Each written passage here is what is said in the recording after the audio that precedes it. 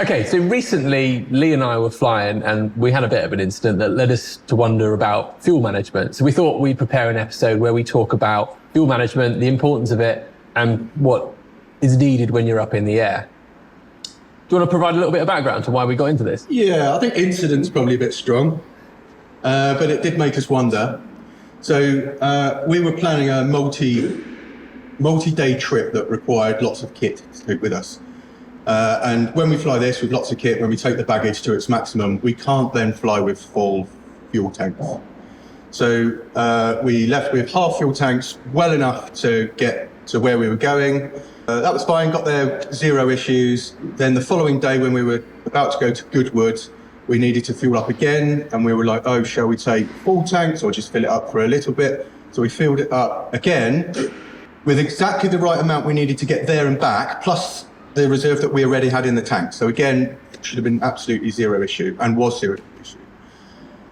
Got down to Goodwood, no problem. And on the way back, we noticed that the left tank that we were on, we had selected, was not, the levels weren't going down. Yeah, in fact, at one point we actually gained a couple of litres. Yeah, so we checked every 5 to 10 minutes, still exactly the same. It was like 32 litres left, 32 litres left. We looked again about 15 minutes after the first check. We had an additional 2 litres then. So we were like, oh, so now we're struggling with trusting our instruments because we haven't flown this enough to do that. The solution was to create some dipping sticks, some fuel dipping sticks. But it was actually a pretty fun activity because the second day we couldn't fly anyway. So Lee and I spent most of the day trying to come up with the creation of the dipping sticks, and we've got a little bit of a video about that. So the weather's crap today. We were supposed to be doing lots of flying, filming, but unfortunately that's now not happening. what are we doing? Typical English weather, basically. So we're going to make a dipstick for the plane so that we know exactly how much fuel is in each tank, because we had a little bit of fuel anxiety. I had a bit of fuel anxiety on the way back yesterday. I want to know exactly to the litre how much is in either side rather than relying on the gauge in the plane. So this is puzzle number 1. Which container is the one with avgas in it? I guarantee it's not the one with avgas written on the side of it. That is definitely red. diesel. Smells like petrol. Smells like petrol. Now I can't feel my face.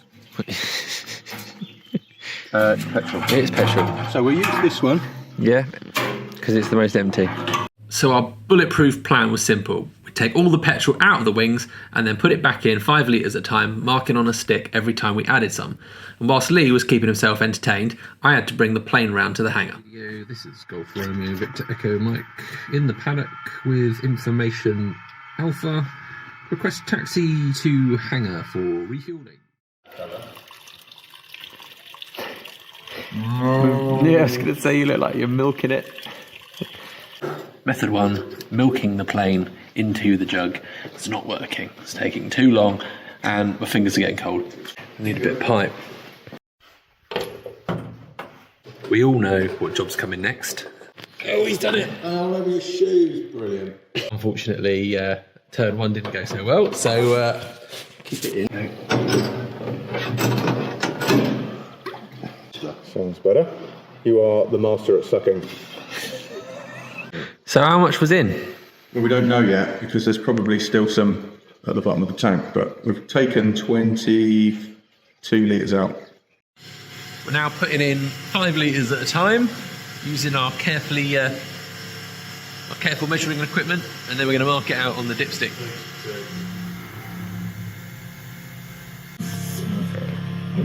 Bye. 35. This is 34. Oh.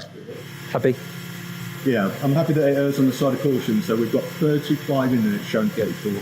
We're questioning our measuring equipment because we've put 55 litres in the jug. 55. The plane says we've got 50, and the fuel gauge says 46. 46. I think the problem is that we've picked up an imperial litre jug. Right, so you got 70 on there. Oh, it does show 70. And I reckon this is going to still show 50, yeah. 50 because I think this gauge maxes out at 50. Yeah, that still says 50. Yeah.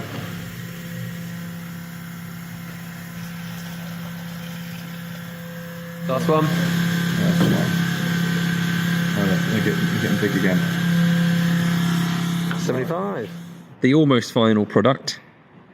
So what's the plan with that now? Right, this is the template for this, so it's got all the graticles on it for various readings from the fuel tank. Nice. So I'm going to take it home and then decide on whether the real things need to be 3D printed or laser cut. The finished product. What did you do with it? So I took the measurements that we jotted down over the period of several hours at Orchard House, and then inputted that into a computer, brought it up on CAD, did a design that I thought would look relatively nice, placed a broad bit across the middle so we don't drop it in, that's important, tagged it all up quite nicely, took 2 designs on how one of the sets of writing there, the graticles has an outline and one doesn't. Personal preference really, and we're just about to see which one shows up best on the stick. Tim's come in for quality control. Are you ready, Tim? That has just over 75 litres of fuel in. That actually shows up really well. I was a bit concerned. I'm still a little bit concerned once all this dries off whether it will leave a blue tinge. That the main concern at the moment is that it doesn't dry off in between the 2 dippages. Right, so it's been, what, a minute? I'm loving the fact that you can't drop them in the tank because somebody I know has done that. Do you? Yeah, okay, well, I know people who do that. that is quite impossible to drop that. It won't. It's a nice little design feature, that. I'll tell you. Right, so we need a lefty and a righty. Need one per tank. What? Oh, not left-handed and right-handed.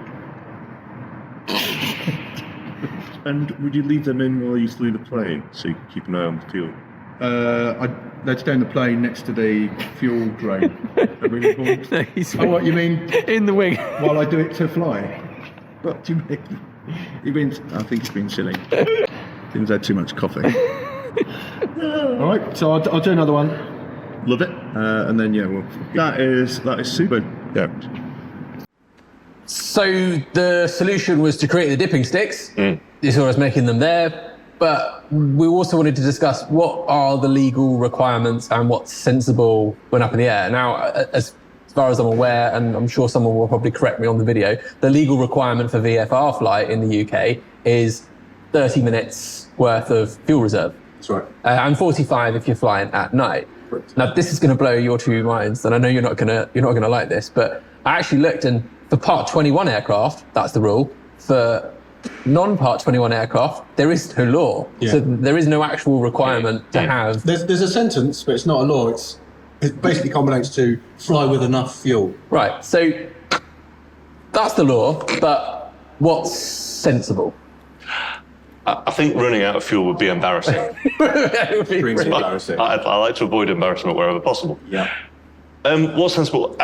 I always think 45 minutes final reserve fuel is sensible.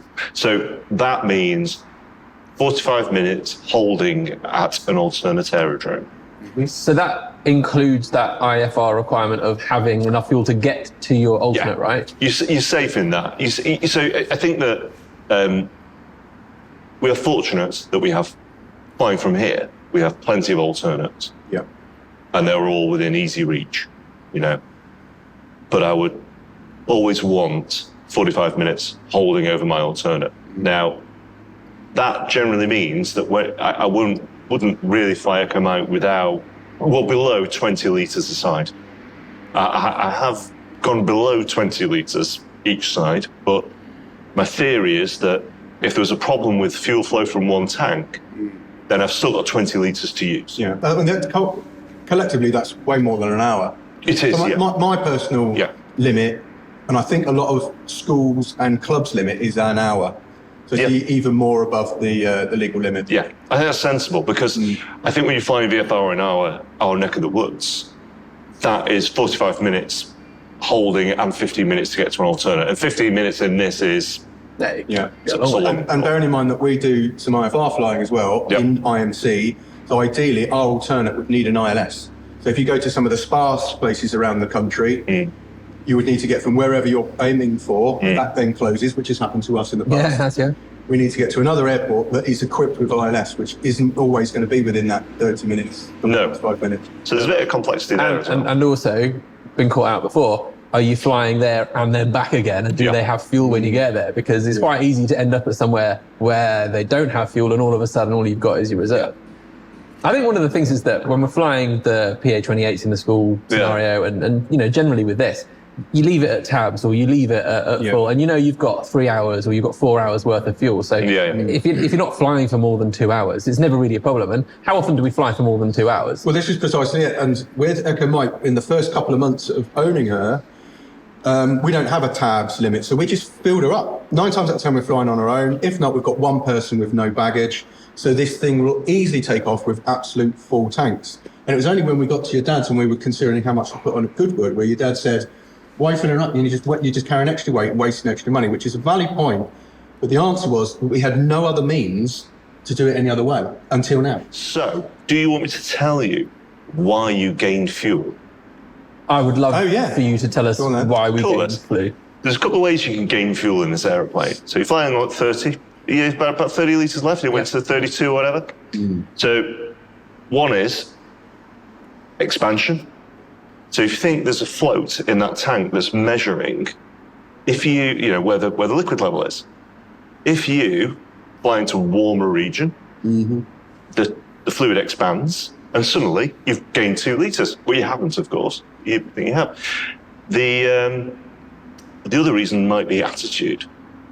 You can be in a particular attitude, and I've had this in that when you descend in Echo Mike, you tend to lose fuel. So I've gone from 20 litres down to 17 aside, and had that moment where, whoa, that's not very pleasant. But then when you level out again, the floats in the tank balance out. So what about fuel management in flight? What should you be doing in the air? And I might not be the best at this. I'm pretty good at arriving with even fuel in the tanks, but what are we reminding ourselves in the air? Cruise check's number one in the cruise check, isn't it? Always. Yeah.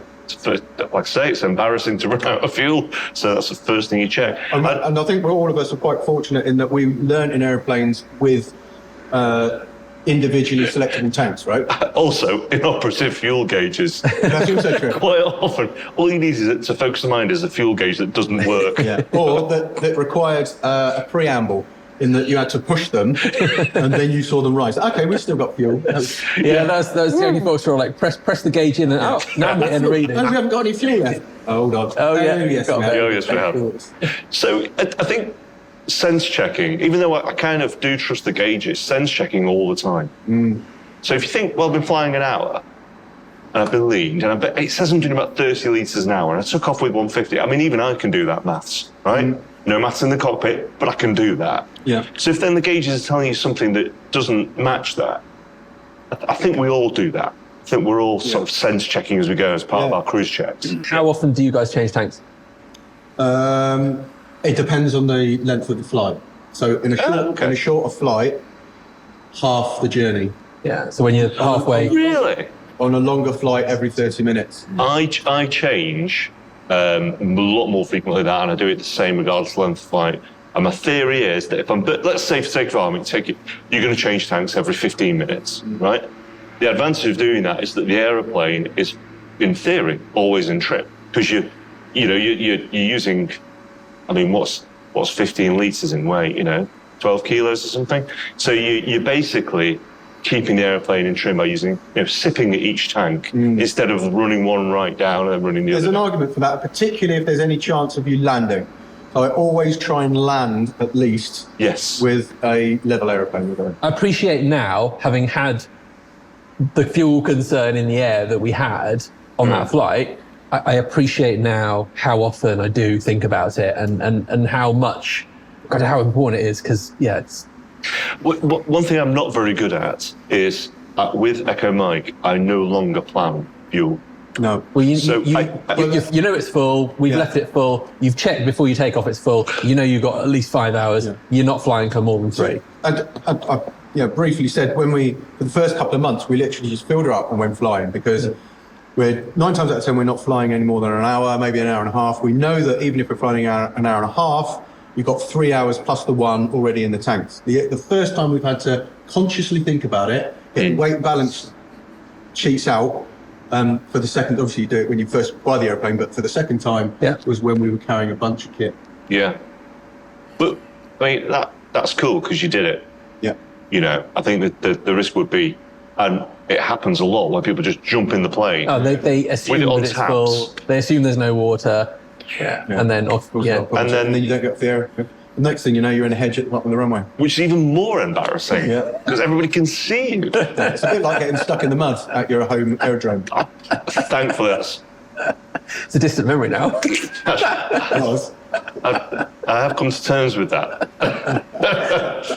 Okay, cool. So to conclude then, fuel management, it doesn't have to be a part of everyday planning. If you know that massive caveat. If you know that you've got fuel tanks, If you know your aeroplane really well and you run the same missions time and time again, then that could be the case. But if you're new to flying, or you're in a new aircraft, or a variable has changed, taking more gear, whatever, you absolutely should do. But one thing that we can definitely confirm is that we all like to know at all points of time roughly how much fuel is in that tank. So absolutely 100%, none of us would take off without knowing how much fuel we've got and knowing that we're going to be able to track how much we've got in the flight. And I think that's the be all and end all. You put yourself in a position where if you didn't think about it, you know you're rock solid. You know there wouldn't be, unless there's a hole in the tank, you know that there wouldn't be an issue. And thank goodness we've got McGuyver who can make us some dipsticks. This is, Absolutely. well, what a day. A day to be alive. Time to be alive. Brilliant. Happiness. I love it.